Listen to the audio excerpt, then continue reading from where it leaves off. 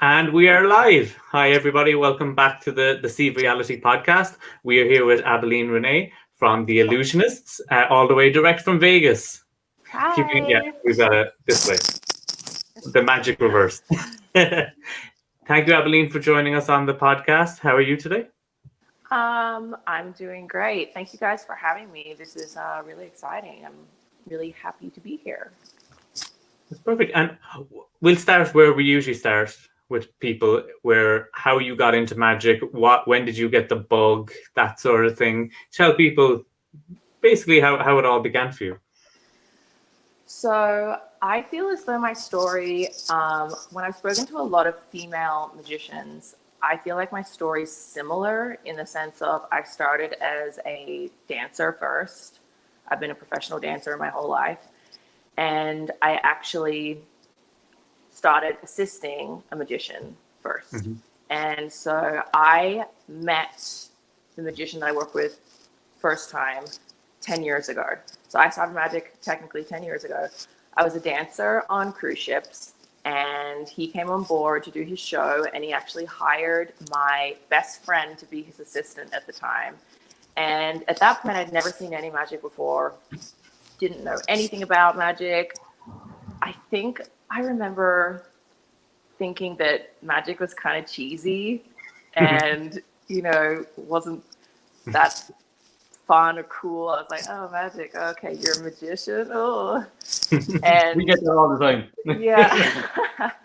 I remember going to see his show, and he did mostly big illusions, big stage illusions.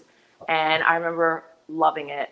And afterwards, I spoke to my friend and was like, you have to tell me how everything's done.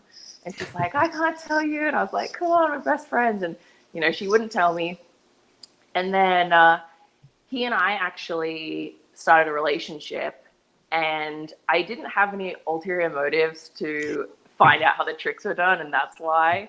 But we started just a personal relationship first. And then it got to the end of the contract where I was still just a dancer for the cruise line, and he was going to move on to do other ships and other shows. And we didn't want to break up. And he said, well, if we stay together, you have to be in the show. Otherwise, how am I going to bring you with me everywhere? And I was like, okay, let's do it. And he said, well, you're a bit too tall and big to be an assistant, because I'm 5'9". I don't know what that is, 175 centimeters, which most magic assistants are 5'4" or 5'2". So I'm really tall. And he was like, it's not going to work. Sorry, you're just too big. And I was like, give me a chance. Please just give me a chance. And he was like, oh, okay. You're going to feel bad when you can't do it. And I tried out everything in his show. He had 8 or 9 different illusions. And I got stuck in a few of them, but I worked my little hiney off, and I managed to be able to do it all. And so I was with him for about 7 or 8 years, and we did cruise ships all over the world. We did different shows. And in that time, I learned a lot about magic. And something I find with most assistants is when you go from dancer to magic assistant, you either go in the direction of, this is just a job, I don't really care, I'm here to get paid, it's fun, I get to be on stage, but I'm not really invested in the magic. Or you go the other direction where you're like, I want to learn more, I want to get so into this, I want to know everyone, know everything, know every effect, I get really into it. So I went down that way of wanting to just know everything. And he really liked that I was invested and I cared, and I just wasn't, fluffing around on stage, not caring about actual magic. So I was watching all the magic I could on external hard drives, YouTube videos. I have all of the David Copperfield TV specials on external hard drive. I used to watch them every day. Every single day I'd be like, time to watch another one. I watched a bunch of the Doug Henning ones, all of the World's Greatest Magic, World Magic Awards. I just was obsessed. And over the years, I wanted to try and do magic on my own. It just never really fit in with the style of the show that we were doing on the cruise ships, though. Like, it was so set, and we had everything one after another, and it goes into this, and this is this, and it was perfect time for the length of the show. So it was something I just never was able to do, even though I wanted to. I actually taught myself how to do like a few smaller tricks to maybe do like in a lounge show, excuse me. Yeah. But it just never really came to fruition. It didn't happen. So when we eventually parted ways, I actually had retired from performing because I had a very severe back injury. And it got to the point where I was getting cortisone injections in my back just to be able to get out of bed. And that was from all the years of forcing my body to do magic when I really shouldn't have been doing it. And I moved back to Australia and was there for about 10 months, got a regular job. I was like, I'm done with performing. I was like, I'm retired at 27. Yay. Like, what a life. And then after about 8 or 9 months, I was like, I miss it. I miss performing. I miss magic. I miss being on stage. Like, my life kind of feels empty without it. And because it was all I'd ever known. I'd only ever been a performer. I finished high school. I never went to college or university. I went straight to performing. So I didn't know how to do anything else. And I remember sitting on my bed in my house, talking to a lot of my performer friends that are actually, they live here in Vegas. And I was saying how I missed it and I wanted to come back. And they were like, then what are you waiting for? Like, just come. And I was like, well, I just don't know. And they were like, well, you're not going to know anymore if you just stay there. You need to come and give it a go. So I packed 3 suitcases, booked a one-way ticket to Vegas, came here with nowhere to live, no job. And I came here and I got into 2 shows here in town on the Strip and was doing them for a while. And then I got asked to audition for the Illusionists as an understudy for a female magician for a show they were producing. And that's where it all began. That's where it all began. So I'd actually been friends with Mark Kalin and Ginger since 2010. And they were the ones that emailed me and said, the company's looking for an understudy for the female magician in the show that we're doing. We know that you have a lot of experience. We know that you can like hold yourself on stage. You could step in to be the female magician if you needed to be, like if she gets sick or injured. Mm-hmm. I think the company said they were originally looking for actors in LA, like actresses to do it, because there was a lot of script, a lot of acting in it, as well as performing magic. And they just couldn't find who they were looking for. So Mark and Ginger emailed me and said, are you interested? And I, of course, was like, yes, oh my God, yes. But it wasn't handed to me. It wasn't here, it's yours. I still had to audition. I had to send in all my stuff. I had to video myself speaking like I would be introducing an illusion on stage. And then they had to send that to the higher ups in the company. They had to review it and make a decision. And it was a really lovely phone call that I got. So Mark and Ginger were over in Korea for FISM, and they called me from Korea and they were like, we have some good news. And I was like, oh my God, what? And they're like, the company loves you, like you've got the job. So that was, how it started. And that was a year and a half ago. 2 years. No, 2 years ago. Yeah, it would have been 2 years ago. It's nice. We talked about this before, and we've said, that David Blaine says that you don't get into magic, that magic gets into you.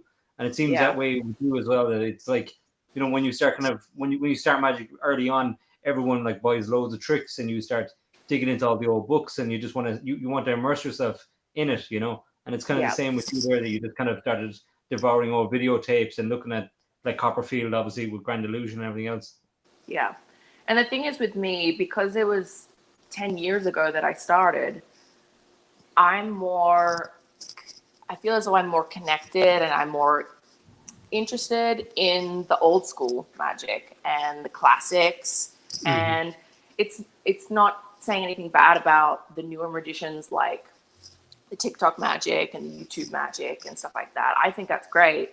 And I think a lot of them are so talented. It's just not my thing. And I appreciate so much being able to sit in a chair in a theater and have the person X amount of feet away and being able to watch it live.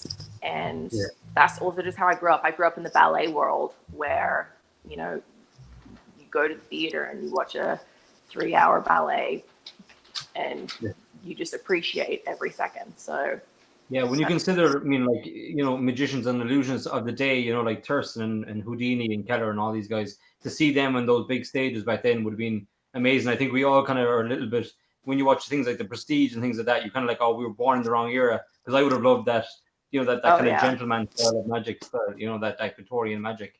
Yeah, definitely. I always think as well, anytime someone says that they want to get into magic, I find a trick to teach them that has the stupidest secret in the world. And I tell them that.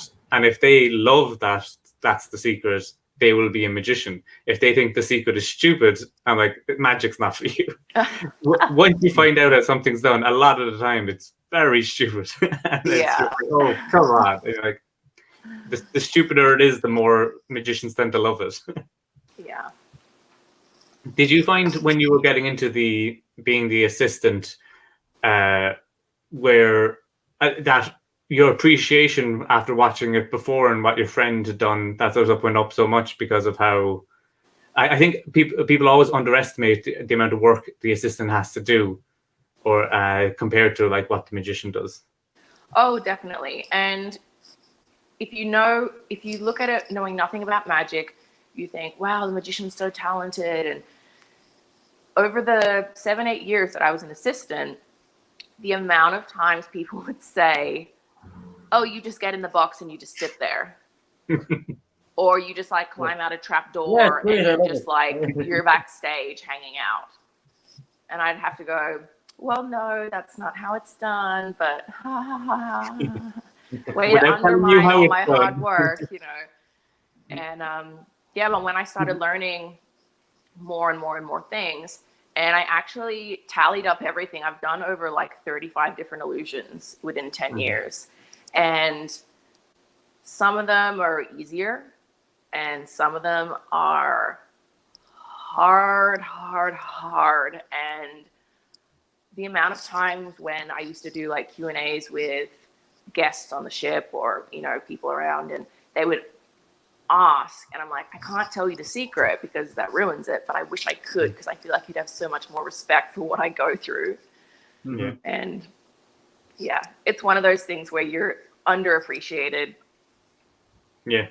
And then it was funny when I transitioned to being the magician, I knew what my assistants were going through.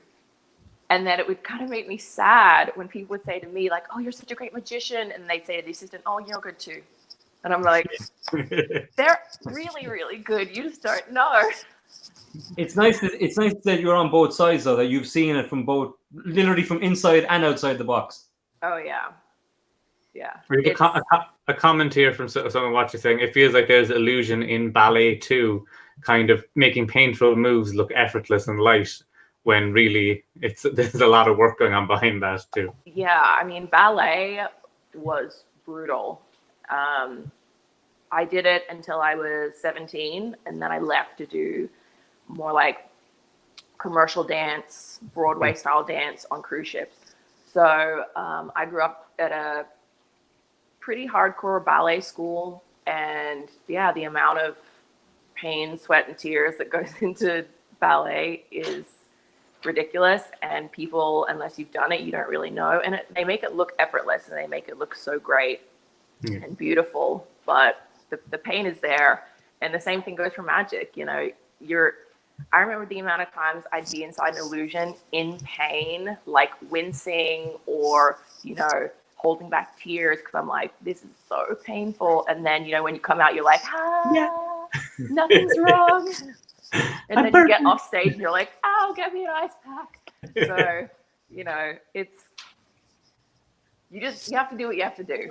And you got to suck it up sometimes, and you got to deal with the pain and all the bad things that come with it, because I feel like at the end of the day, that the good overrides the bad. And if you truly love what you're doing, you can move past the pain and the bad stuff.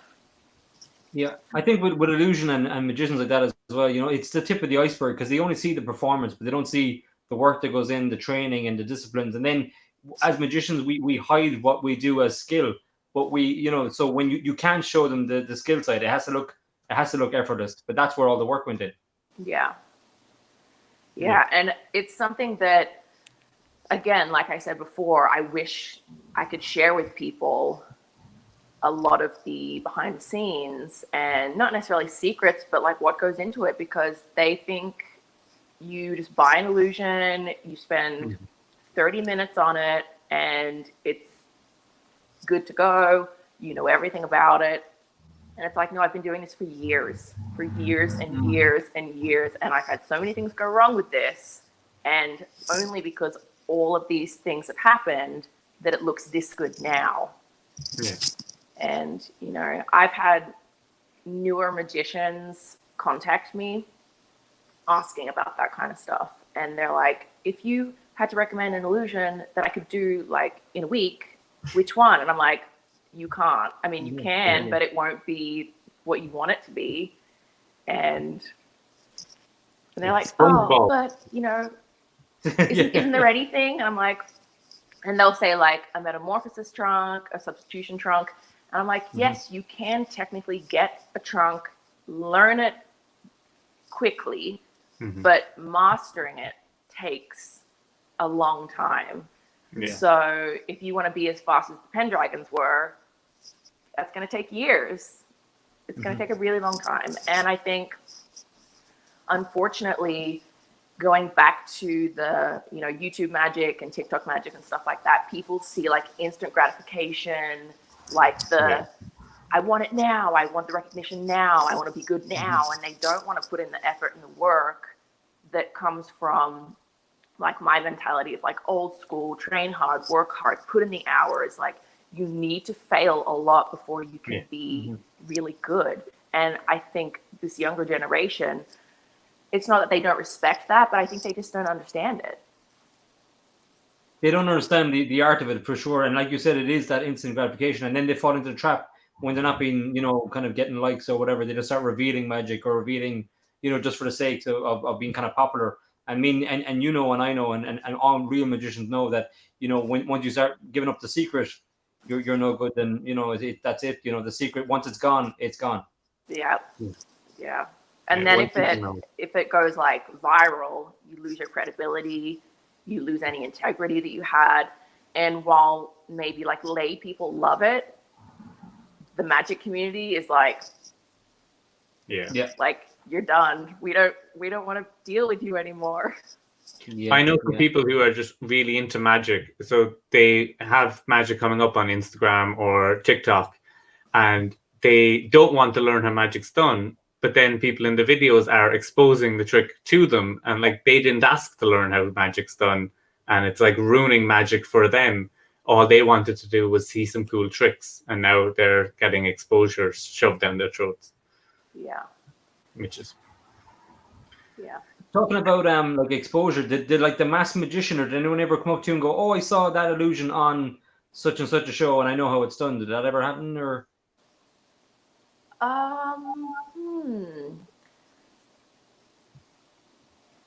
we used to get asked a lot about the masked magician. So when my former partner and I, when we were on shift, we used to do like a Q&A after our show.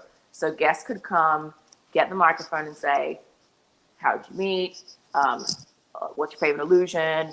What's gone wrong? And then masked magician would actually get brought up every week. And they would say, like, has the masked magician kind of ruined magic? Like, what do you all think of him? What do you think of what he did? And we wouldn't really get people saying, we know how everything in your show is done. You get like the occasional person that's like, I'm part of my local magic club and I know how you do everything. And then they'd say, oh, this is done like that. And they were completely wrong. So then you're like, oh, no, but thanks for enjoying the show. And they're like, well, you're just lying. And I'm like, no, we're not. But, and the funny thing with the Masked Magician is he revealed how certain things were done, but a lot of the tricks that he revealed, you could do a couple of different ways. Yeah. Like, say, like a levitation or something like that. And it's, I don't know. Like, the funniest one to me was when he revealed, like, the levitation and it was, like, on a forklift or something. Like, and I'm like, no one does that, but okay. That's what you want to tell people? Like, because I've heard that some illusionists like Copperfield won't put anything into their show unless they have at least 3 different ways of doing it in case. So, and they each have to like nullify each other so that they're always like one step ahead, because you want to be able to disprove any guesses. And we have a question coming in here as well. Has Abilene ever felt held back from being in such a male-dominated industry? That is a loaded question. Yeah. I received a bit of backlash when I first joined the Illusionists because a lot of people didn't know that I'd been in the magic world for already 8 years. Yeah. They kind of were like, oh, you're just some dancer girl. What do you know about magic? Why do you deserve to be a lead female magician? And I actually, like I said, I got backlash from only male magicians that were like, you don't deserve to be in the Illusionists. I've been working longer and harder than you. Why did you get it? Oh, you're a girl. That's why you got it. And I said, no, I proved myself to the company and they liked what they saw. And they gave me an opportunity. They gave me a chance. And I was told that by the company that we're giving you a chance. And if you do well, you will stay. And they didn't say if you blow it, you're gone. But that was not necessarily need to be said. But, and I took it to heart and I worked really hard. And I did my best and I feel as though they liked it. But I had a lot of support from Mark and Ginger, who were kind of like my mentors, and from a couple of other female magicians, one of whom is like my best friend. She's like my sister, Sabine Van Diemen, who's from Holland. So she was a female magician in the Illusionist before I was. And I was actually assisting her for a while before I got kind of promoted. And she was the one that was like, not pushing me, encouraging me to really go for it. Because I was like, oh, I don't know. Like, I don't know if I'm good enough. I don't know if the company will like me. Like, and she's like, stop it. Just do it. She's like, you're kick-ass, you're killer, you're gorgeous, you're talented, you can dance, you can do magic, you have great stage presence, just go for it. And I was like, okay. Okay, if you insist. And she's like, what's the worst they're going to do? They're going to say, sorry, no, we like you as an assistant better. She's like, that's not the end of the world either. At least you get to stay working. And I was like, well, that's true. So, I went for it. And worst case scenario, you're back where you are. So yeah. So Yeah, I mean, you got to take a risk like that. I mean, there's probably like girls watching this as well that might get into magic. Like my little niece, she's 8 and she's seen me do magic, since she was born. And like she was just, anytime I'd vanish anything, she'd be looking behind her ear as a toddler and whatever, thinking it was there. So she's already kind of interested in magic. But like it is, I mean, it's just as good, for anyone. It's a fantastic hobby for boys, girls, whatever, right across the board from close-up magic. But obviously there's less. Even big stage illusionists, even in Ireland, there's no real grand illusion type performers in Ireland, really. Yeah, I think as well in the magic world, not to like be piss everybody off, but there is a lot of bitterness when anybody makes it to next level. I remember when like Keith Barry in Ireland got his TV show, when Dynamo got his TV show, everybody's like, they just do the same 2-card transposition that I do. I should be on TV. But nobody sees the work that goes on behind the scenes. So it's definitely, and I think the more women that get into magic, the better for magic, because the more minds that are coming up with illusions, the better the illusions are going to be. Yeah. I just don't like the attack mentality of it. Like, even if I see guys doing well, I'm like, congrats, like, good for you. And I don't pick apart like, well, how long have you been doing magic, and like, how many awards have you won, and how many magic camps did you go to? And you know, if you get it, good for you. I don't need to know how you got it.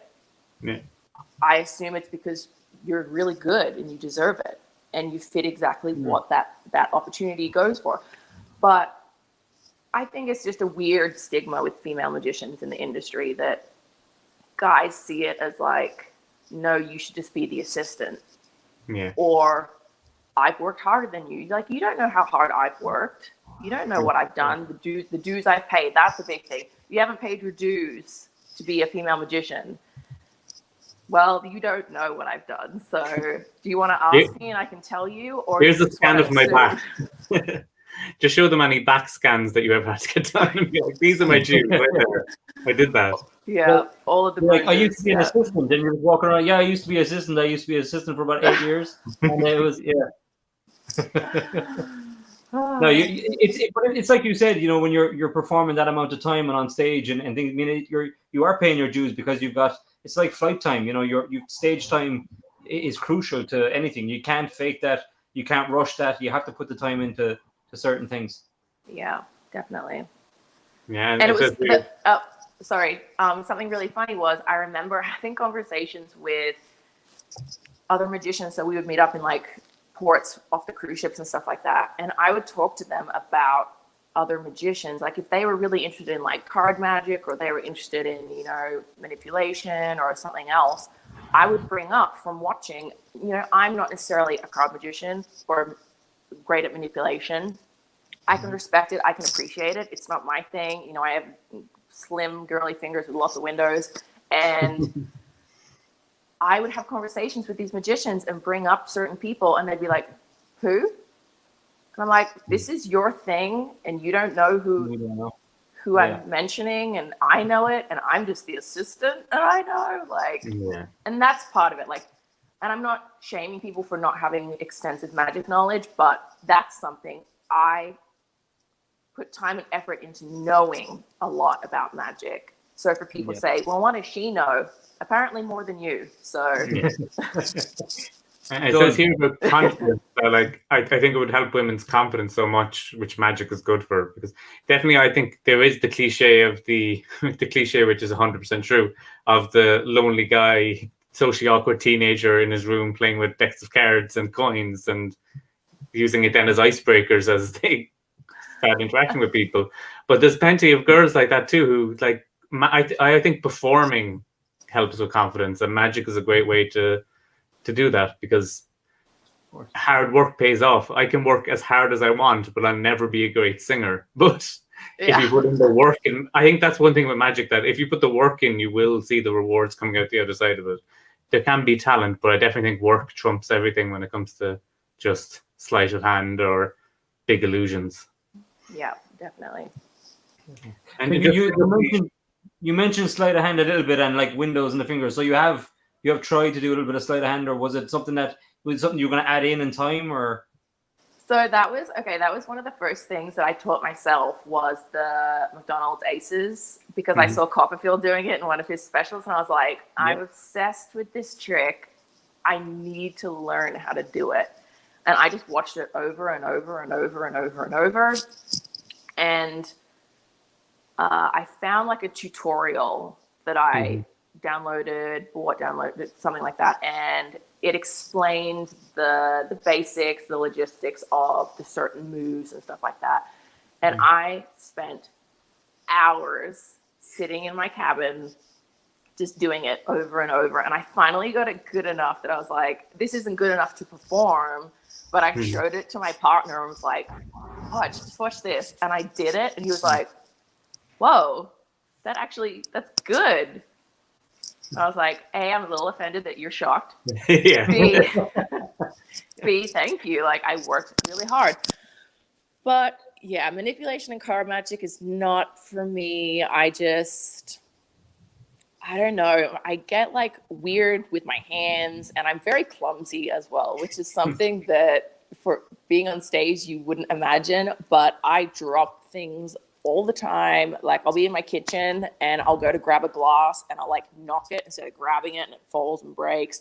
I drop utensils all the time. When I'm doing my makeup, I'll just like drop a brush. Like, so I'm like, maybe manipulation and coins and cards is not for me, because I just know I'd be in the middle of something and it would be like, oops, don't look. I'm sure some of the kind of bitterness that you were saying there from some of the male magicians and illusionists as well, that you've gotten over time, is because, like you said, they've got a deck of cards or they got some coins, but they'll never have big grand illusion that they can perform to the masses. And I'm sure there's a bit of bitterness on that side that, if it was a guy or a girl or whatever, that they'd be a little bit taken back by that, because there is, let's be honest, there is a lot of bitterness in most, kind of arts and different things, but in magic, it can be quite, if you get a TV slot or you get this, you get there's oh yeah, you did really well, but there's always that little stab in the back, or I would have done it this way, or there's always a little something. Yeah. And, each to their own. You choose what you want to do. You choose your specific style that you want to perfect. And like I said, that's why I have respect and appreciation for everyone. Like everyone in the magic community, whether it's, mentalism or card manipulation or big escapes or anything, you do you pick what you like to do. This is what I prefer. I'm coming from the dancing background. I like being really physical and moving and over the top. Like that's my thing. So standing still doing coins is like, I feel really uncomfortable doing that. So you'd have to do a mind reading effect and then do a plie in the middle of it, just to and like a high kick or something. Yeah, just focus on your card. Is it red or black? High kick. It's red, right? Yeah. Even better, high kick, and it appears on the bottom of my shoe. Yeah. There's an act. There's a new act coming out in 2021. Yeah. But that's just it, though. There's so many different, disciplines within magic. There's so much to choose from. It's just not. It's not one thing. Some people kind of start doing close-up magic and then they work towards something else. Or, I'm primarily do escapes and stage magic, and Dave is more of a hypnotist and a mentalist, and you're more of an illusion. So there's so many different disciplines. And the good thing about it is, and we talked about this with other performers and other guests that we've had on as well, is you can jump between kind of any one at a certain time if you have to, for a character or a piece or whatever it might be. So it's a very kind of playable art that you can kind of do a lot of different things within it. Yeah. And this is a lineup for the new Illusionist show right here. We have a mentalist, an escape artist, and an illusionist. Like, we're done. Perfect. We're ready to go. We're taking over. And you were talking a lot about working on cruise ships. That's something I've always been interested in, like the cruise ship life cycle. Did you find ever like having to be on a ship with your audience, that they'd be pestering you all the time trying to find out how secrets were done, or were you ever like just left alone? The interesting thing was, before we did the show, people obviously didn't know who we were. We just looked like other guests just walking around. And then after the show, I'm very recognizable because this was, 10 years ago. So I was quite young and white blonde hair. And most of the ships that we did was an older crowd. Yeah. We never did like the spring break college crowd ships. So we stood out a lot because we were quite young compared to the rest of the guests. And so after the show, they'd be like, oh my God, the magicians. And then, it was nice getting feedback and nice comments. And even if people want to be like, oh, we know how it's done, we're like, no, you don't, but thanks. But just getting like to talk to everyone and feedback and stuff like that was really nice. But we would have people being a little weird, like when we would be in the buffet, like eating, we would catch people sitting at their table, like taking photos of us eating our food and stuff like that. And people would come up in the middle of us eating. They'd be like, sorry to interrupt you, but can we like get a picture with you? Can we get your autograph? And I'd have like a face full of salad, like, yes, just let me finish my mouthful. But most of the time, everyone was really nice, and we never really came in contact with people that were mean or wanted to be like nasty or anything. In general, most people were really, really nice. You should have walked around with your McDonald's aces ready to perform for anybody who comes up to you like, I'm a magician too, I can do this. Sit here and watch. Well, I mean, people would ask, they'd be like, can you show us a trick right now? And then we'd have to be like, oh, no, sorry, we don't have anything on us. Like, and I think we did like a lounge show. So we would always say, like, come to the lounge show at the end of the cruise. You can ask us more questions. We do more magic then as well. So that was like our kind of way around to like pull out a trick. Your story of eating and someone coming up to you, it happened when we were in Birmingham one time, and Dave, we were talking to Finn John, you know Finn John, the close-up magician, and he had just done a guest lecture the day before, and I went over and I was like, I really enjoyed your lecture, it was excellent. He was having his breakfast, so I didn't want to bother him too much. We got a quick picture and I walked away, and he was all smiles, the picture was great. And then Dave was like, maybe I should go over and say hi to him. I was like, yeah, he's lovely, go over and talk to him. And so Dave went over and he was having none of it. He was like, can I get a picture? And he was like, okay. And his picture with Dave is still him eating his breakfast. Like in Steve's photo, he's like, and then in mine, he's like, it's 2 minutes apart. I don't know what I did. Just leave people alone when they're eating. There's a moral of the story. Yeah, but the best is like, well, I'm sorry to interrupt you. I'm like, are you? Because you're interrupting. So it's trying to keep the mystery as well. I always find difficult, even at like a close-up gig after the gig, and you're just like trying to have a glass of water or just going outside, packing up your stuff, and people are like, oh hey, and you're like, if I was really magic, I should have all this stuff like pack up itself for me, and like float out to the car. Yeah. You're loading a gear into it. It takes the illusion and the mystery out of it when you're shoving cases and boxes into the back of a van.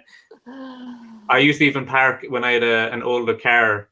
When I was first starting out, it was like driving my mom's car as a teenager, which was like a really small car. And I'd like, I can't pretend to be this super successful magician for these people if they see me getting out of this like small car, so I wouldn't park anywhere near the venue, and I would just walk. Like, I don't want people seeing me getting in and out of this as my car. So I feel like that's another thing that's like a misconception with lay people, is they think that all magicians are like multi-zillionaires or something. Because they would say to us all the time on the ships, they're like, so you do this for, do you get paid to do this? And we were like, yes. And they're like, oh, we thought maybe like you'd come and do a show and you get like a free cruise out of it. And we're like, no, we get to cruise, but we also get paid. This is our real job. Like, we don't go back home and like we're accountants or whatever. Like, this is our real job.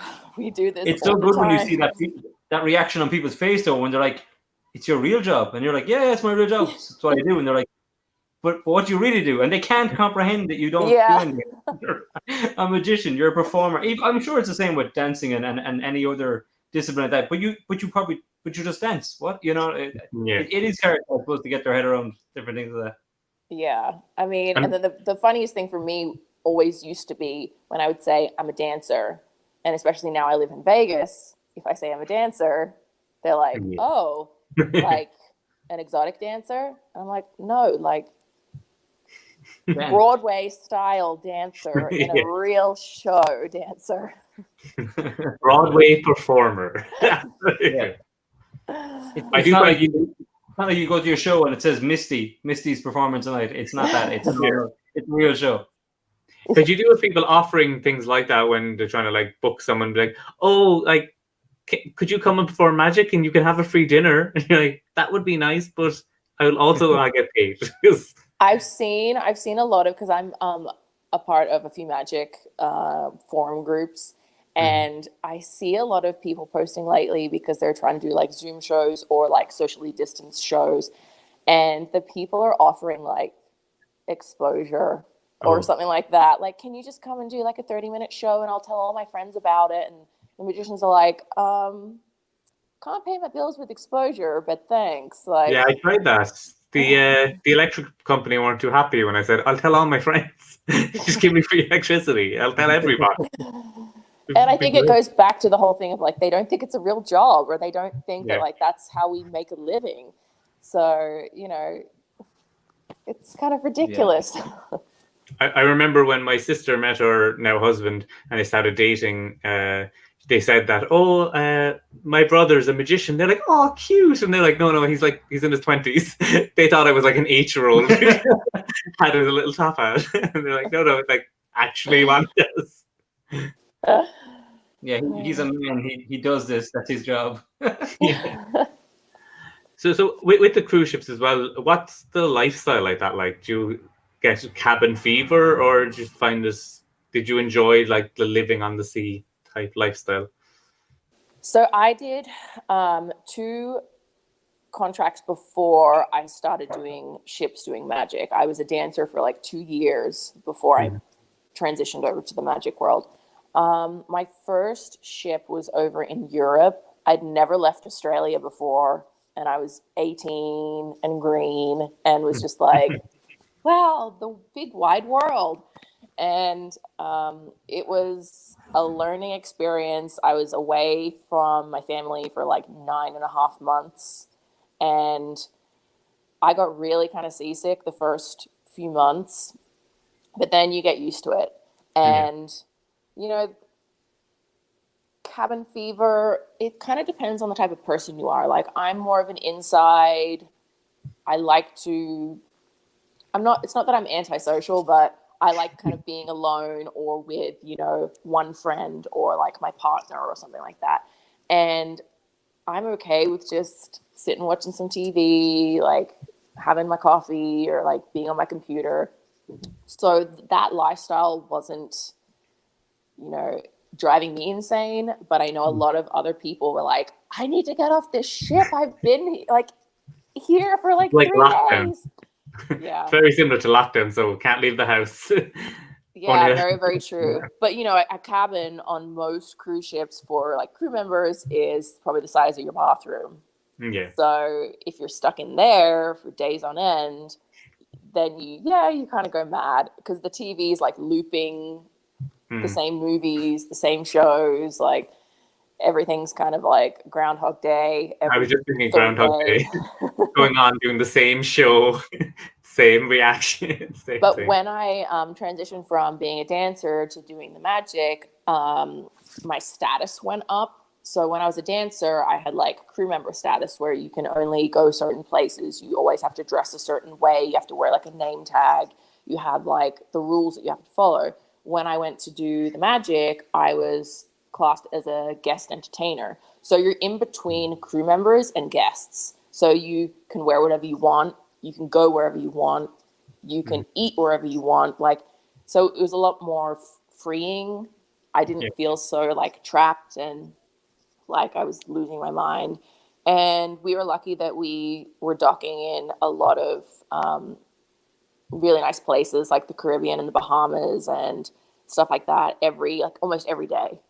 Yeah. So it was more of like a vacation that we were working on a vacation rather than I'm stuck here for months and this work is horrible. Like we never felt like that. But it is a lifestyle that you either love or you hate. And I've said this to a lot of people when they ask me if they should do cruise ships. And I'm like, well, A, do you get seasick? And if they're like, no, I'm like, okay, well, then you'll probably be fine. If they're like, oh, the worst seasickness, I'm like, well, no. Maybe not. Maybe go on a cruise as a guest first and see if you like it. Because some people, they like the idea of being on vacation and not really having to work and getting paid a ridiculous amount of money. And I say, it's not what it seems to be. What you see people posting on Instagram and Facebook isn't 100% what it is. Everyone likes to make their life look better than what it is. We all do it to some degree. If you say you don't, you're lying. Yeah. And, you know, some people love it and some people don't. I did cruise ships for about 8 years and I loved it. So you know, but I thought it was great. I was doing what I loved. I was performing. I was doing magic. I was, you know, with my partner at the time. So we were like living, working, playing together. It was perfect. And some people on land with like their husband or their wife or their boyfriend or girlfriend, they spend a few hours together and they're like, I need to get away from you. So I'm like, well, then maybe ships aren't for you because you're stuck with your person for months. You don't have a choice. Yeah. Do you find that you like to do the same show over and over again and like make sure getting better every night, or do you enjoy mixing in something new just to mix it up for yourself? Yeah, I like repetition. I like doing the same thing, knowing what's coming, knowing what I have to do, which is why it was great when I was on tour with the Illusionists. We went to Panama for a week, and then we went straight from Panama to Mexico City for like 5.5 weeks. And the show was almost exactly the same between the two places. And we were doing anywhere from 10 to 14 shows a week. And I just loved that it was the same. It was the same. Everything. I knew what foot to step on, what arms. Like I just knew. Everyone knew it. Everyone had it down, and it was great. And I like that better because you can compare your performance every night with, well, how was it last night versus tonight? Because everything's the same. The lighting's the same. The music's the same. The prop is the same. And if something's different, you know it's you. And then you can analyze, like, well, what did I do differently? Did I step late? Did I throw the cloth too hard or too soft or in a weird way? Like, so I like it in that sense because it helps me really hone and like tweak each performance. And I know some people don't like that, and they get bored really quickly, and the repetition like drives them mad, and they're like, no, I'm sick of this show. I want to do something new and fresh and different. I just like it. I like the same thing. Yeah. I like that sense of like feeling comfortable. You know, I still get nervous, but I know I can do it, and I know I can do it well. So that like calms my nerves a bit. Yeah, that repetition definitely. We've all seen like illusions that look like magic, but we've also seen illusions that look like real illusion, and really makes you question what you're about to watch and what you've just seen. So I think that happens with those tiny little finesses. Michael Amar spoke about it as well in Close-Up Magic. Those tiny finesses is what makes you, a magician or a master magician in time. Those tiny little touches that make it your own as well. Yeah. And the people that you see that it's so seamless and it's so beautiful, and they have the things that you're like, wait, what? And it's just like perfection. They've been doing that for years and years and years and years, and it's because they've been doing it over and over and over for 5, 10, 20 years that it looks that good. I think my family is big into. My parents own a gymnastics club, and I've grown up around gymnastics my whole life, and it's a very similar thing, that it's just repetition is the only way it's going to get better. And I find that a lot of that transitions into magic. And as we were talking about earlier about instant gratification versus really putting the work in, it's all repetition. Whether it's a double lift, a pass, or a grand scale illusion, it's repetition. Because you don't want to be on stage going, what am I meant to do now with this big illusion with a spike that's going to like slam through this person? Do I flick the switch? Do I not flick the switch? What's next? Yeah. It's not, kind of kills the magic a little bit. And that's also the worst feeling to have when you're on stage in the moment, trying to perform, having that like pang of fear and anxiety, like, wait, what do I do? Did I do that wrong? Did I do it the wrong time? Did I use the wrong hand? Like, that is the worst feeling in the world. I've had that happen maybe once or twice in my whole life. And it's the worst feeling. You want to die inside. You're like, why did I do that? Oh my God. It's horrible. I find that even when I'm performing close-up using Sharpies, I used to find that I could never find the Sharpies. So I got a Sharpie for every pocket. So no matter what pocket I reached into, there was always a Sharpie there. And then I finished a few gigs and realized that all my Sharpies had ended up in the same pocket. So now I just keep a Sharpie in there because subconsciously it's where they always end up anyway. So it's like, that saves so much time. It's always in my left jacket pocket. I know, because I'd be coming out of gigs with 8 Sharpies in the one pocket. I was like, oh, I guess there's a pattern going on here. And I've got that's almost a perfect segue. You were talking there about the good, the bad, and the ugly, where you were just saying that it's a pang of kind of fear when you're on stage, when something kind of you feel like it's about to go wrong, or it has gone wrong. Now, 9 times out of 10, the audience won't know it's gone wrong, and you can make it a new trick, and it just happens that way. But was there a time where you thought something was good, it went bad, and then just went very ugly? It doesn't happen much with big illusions. Like, you can't really cover when something goes wrong because it's usually very obvious that it's gone wrong. Yeah.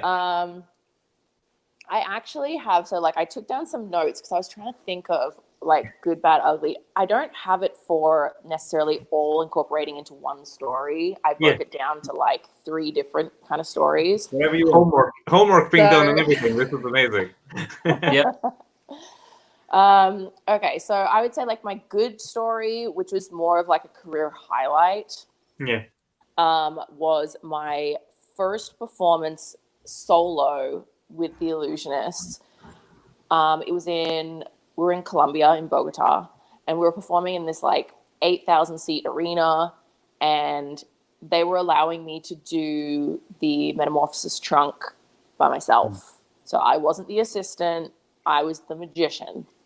Nice. And I'd worked forever to get this good. So I actually was fortunate enough, I got trained by Jonathan Pendragon to do the sub trunk. Nice. So that was like another career highlight in and of itself. So in Bogota, obviously the main language is Spanish.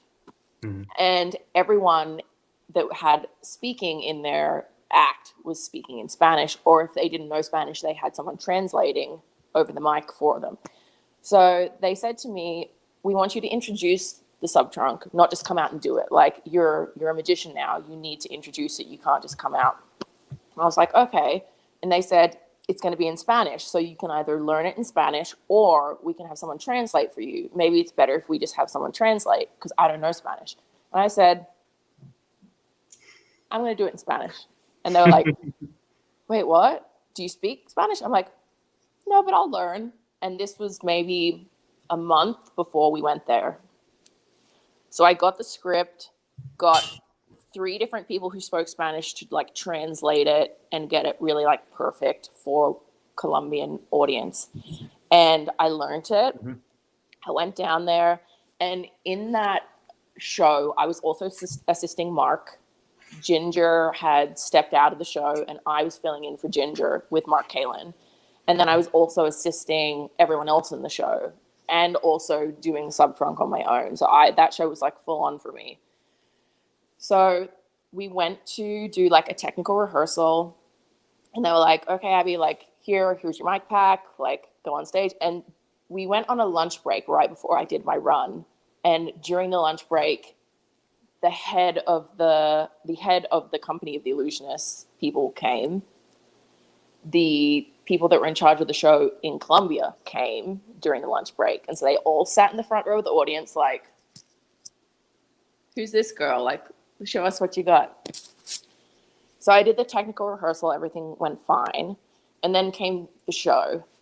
And I'd already done like a few illusions. And then I'm standing in the wing. The person before me is just finishing. And I'm standing there like, so nervous, because I'm like, it's bad enough when you're doing something new and you're speaking your native language, because you're like, wait, if I forget something, am I going to sound stupid? I guess I can just improvise my speech. This is another language, and I'm not even fluent in Spanish, so I couldn't even improvise if I wanted to.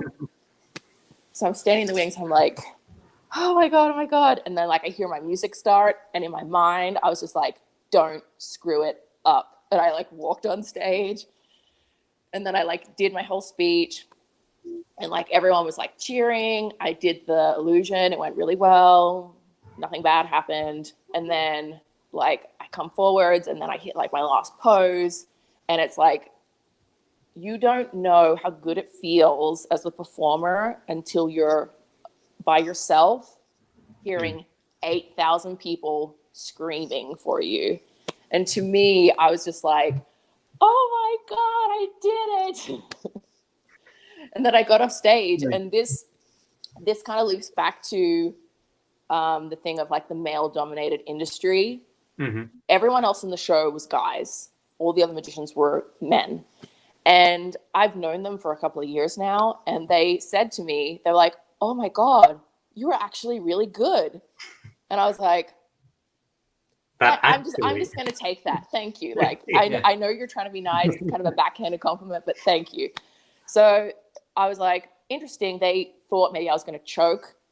I was going to mess up or something like that. But they were like, wow, you actually were really good. And all the feedback was great. And to me, that was like such a big deal. I think I had a crazy high from that for like a month. Oh, I'd say so. Yeah. And that was the first part of me like proving myself to the company. They put me on the spot and was like, a different country, a different language, you have minimal rehearsal, go. If you can handle this doing that, then, you can handle it.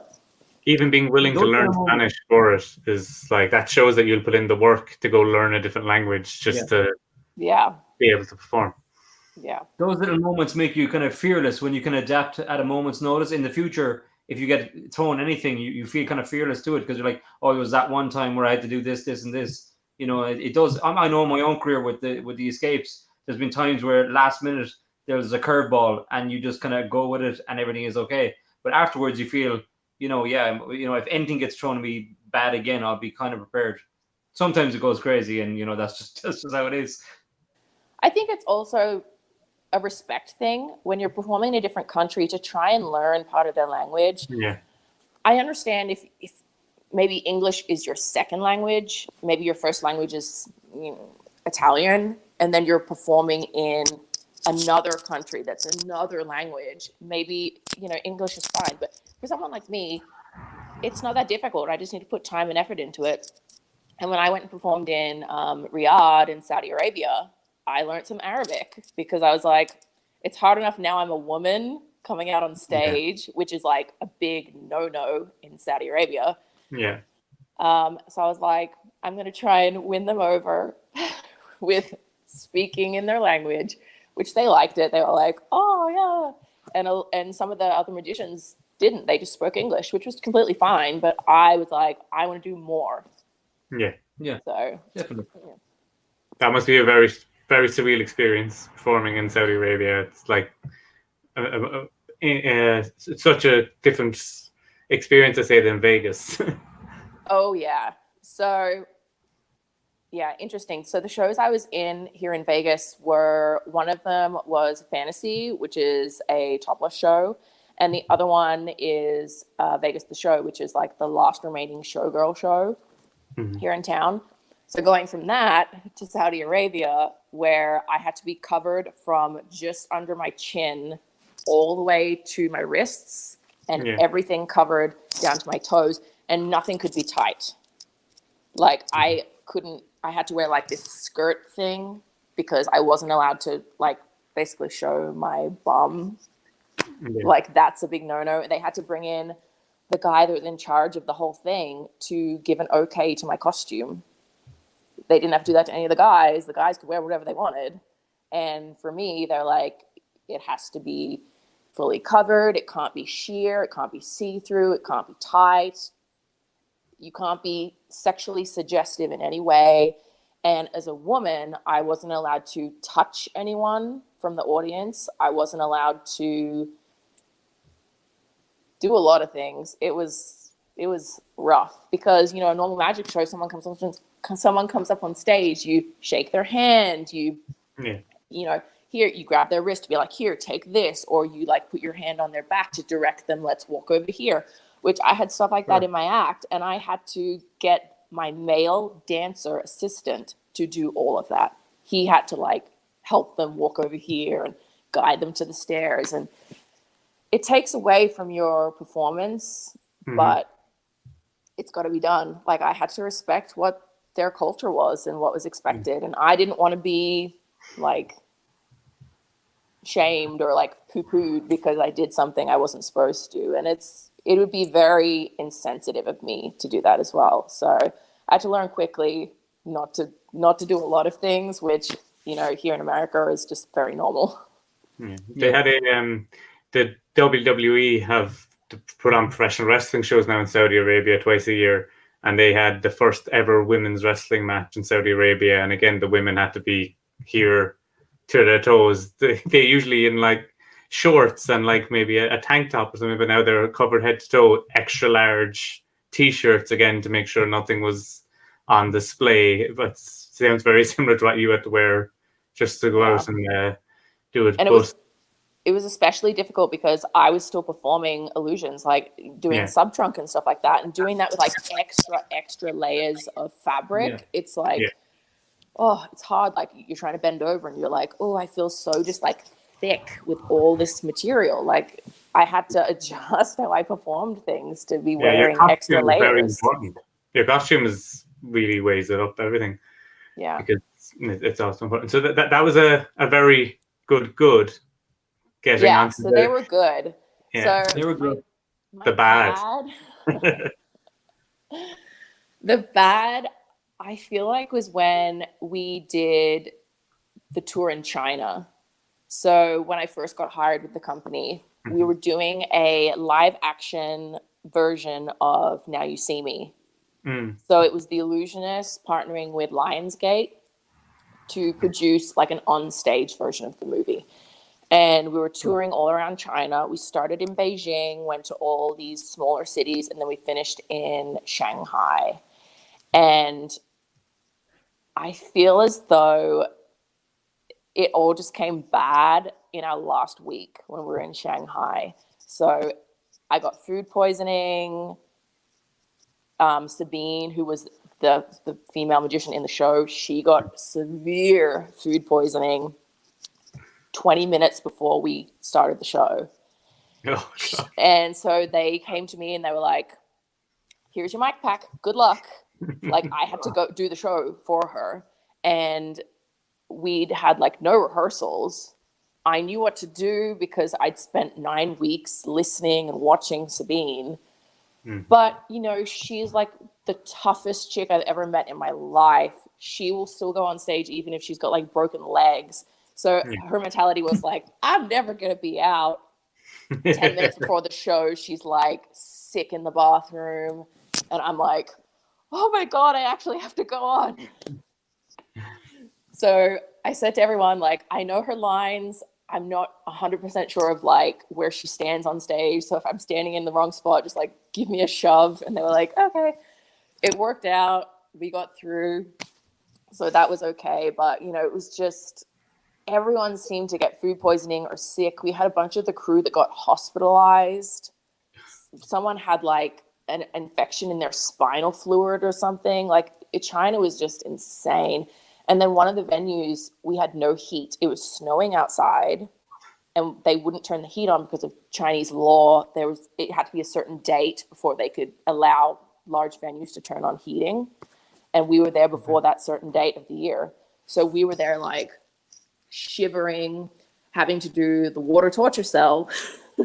And the heater for the water had broken. Oh, no. So we're just like, oh my God, China, why are you doing this to us? It's becoming a David Blaine stunt at this stage. Oh, yeah. I mean, we pushed through, but it was just like one thing after another that we were just like, you're really testing us. And we're trying real hard to not like have a breakdown, but this is rough. So it's funny when all of us from that tour, when we like chat every now and then, we're like, remember China? And we started this hashtag being like, because China.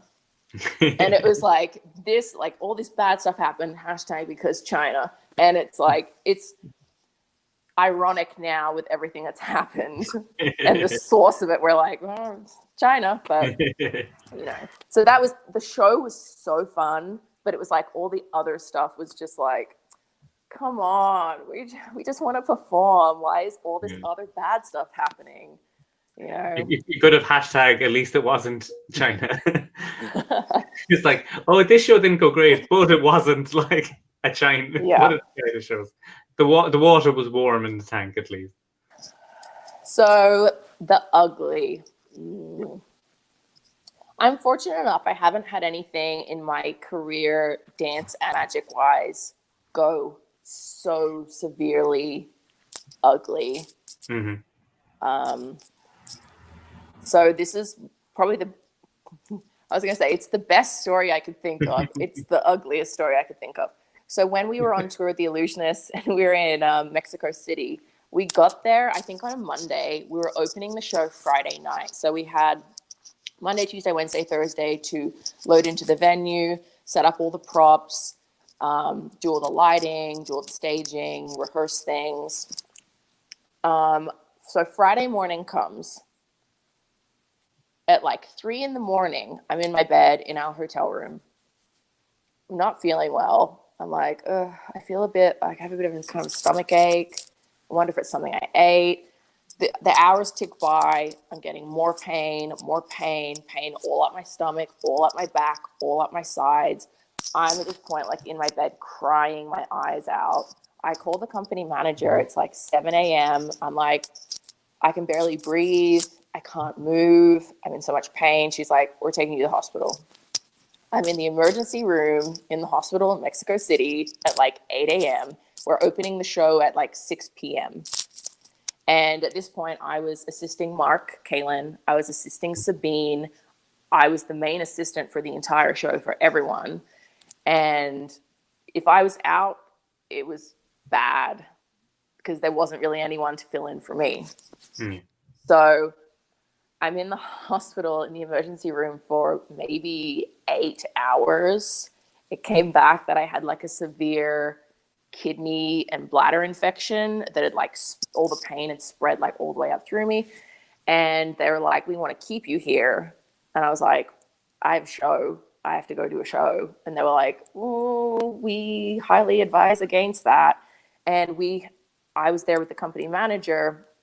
And the people that were getting ready for the show for the opening night were like messaging, being like, is Abby okay? Can she do the show? We need to know what's happening. And she was just like, I don't think you should do it. And I was like, I'm doing it. So I literally went from the hospital to the venue and I got backstage and everyone's like, you don't look good. And I was like, thanks, we've got a show to do. And so like I went, ripped off my armband thing from the hospital, put on makeup, did my hair, and then we did opening night. And I mean, I felt like death, but I was like, I'm not going to let everyone down. If it had been like, oh, I had a broken leg or something, that's different. But this was just pushing through pain. And they gave me really strong painkillers and all these other medicines that I was just like taking them because I just wanted to feel nothing and get through the show. Like, you need to know the box. And you're like, what? Yeah. What is the box? We got through it and everything was great. And then, I was obviously exhausted. But within that month that we spent in Mexico City, part of that was like the ugly part of the story. I gave myself a concussion twice doing Subtrunk, which they had to bring in like a doctor and they had to examine me because I was like on the couch, like, my head hurts. And, it was bad. And then I was doing so many illusions that I had bruises all over my body, like all up my legs, all on my arms and my back and my torso. It looked like I'd been beaten by like baseball bats. And everyone was like, what's wrong with you? Like I used to have to get ice packs and like lie on ice packs in between acts because I was in so much pain from everything. So it was a great tour, but I mean, that was bad. It's never fun to be in the hospital when you have a show to do because part of me is like, I need to recover. And then the other party is like, but I have a show. It's definitely the ballet mentality coming out of the show must go on, power through the pain. Oh, yeah. I mean, I actually broke my arm, like my forearm here, and then shattered part of my elbow doing a show years ago. And I had 1 week off and my arm was in like a sling and everything. And after the 1 week, the company said, if you don't go back to performing, we're going to send you back home and we're going to hire someone else. And I went, sling off. I'm here. give me the drugs, I can perform. And I wrapped my arm in like a skin-colored bandage and put like rhinestone bracelets on it, thinking it would like cover it. Blend in. And I did the show. I was in excruciating pain because it hadn't healed. But I was like, I'm going to perform no matter what. You're not going to send me home. I'm going to stay here. I'm going to honor the contract. I'm going to do the shows. And I'm going to be fabulous. And that's what I did. That's like, yeah, it's the dance background. It's the ballet history of like, you push through pain. If you really want it, you keep going. You deal with it. And I think it's also an Australian thing because all of my Australian dancer friends, they're exactly the same. They get injured and they're like, it's just an injury. I'm fine. And they keep going. So I'm like that. And sometimes it's great. And sometimes I ruin myself even more. And I pay for it years down the road. Houdini had that mentality, and it didn't turn out too well near the end when he kept pushing. But when after he passed away, they found like he'd been walking on a broken ankle for weeks. Oh my god! Go on. But yeah, that's the thing. I once cut my finger before I went on stage, and I went on, and that's not the it was same. That's not the same. Plaster on it, and it was I'm just as brave. We have some questions coming in here in the live chat, so I'll bring them up. We'll be finishing up just after these questions. If anybody has any questions, now is your time. So we have one here from Neil. I'd like to know if Abby thinks it's necessary to spend big on illusions in order to get noticed, or how would she suggest is the best way to get your name out there? So that is the thing with illusions. It is an expensive game. Yeah. So the first thing is you don't need to buy something brand new. There's a lot of online websites and people that are selling illusions, whether they've retired, they don't want to perform anymore, or they want to sell it to get something different or get something new. You can usually find whatever type of illusion you're looking for somewhere. I know in the US we have Magic Auction, and that's a big thing for buying like secondhand and used illusions. And most of the time they're in pretty good condition, very reasonable price. And it's a way that a lot of people here in the States, if you can't afford to buy something brand new, which can get so expensive. So, buying secondhand is a good way to go.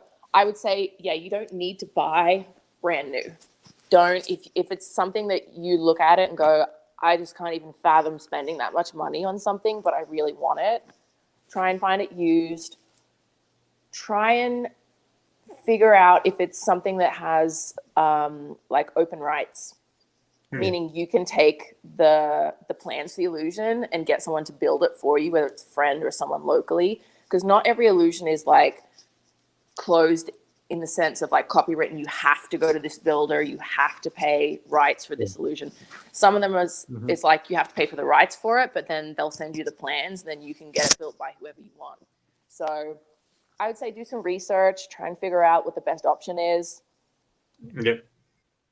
It's always nice to buy brand new, shiny, no one's ever used it, but it's not always a great logistic option. So I understand the struggle though. I mean, when I used to figure out how much money was invested in the show I was doing, it was like closer to $200,000 on just illusions and costumes and stuff. And it's like, you can have a house for that. And instead you'd have it in like magic props. So it's an expensive game. Yeah, definitely. I remember thinking about I was like, I could add a small illusion. I'll go check the prices. And I was like, mentalism's fine. I'll go with the mentalism. Perfect.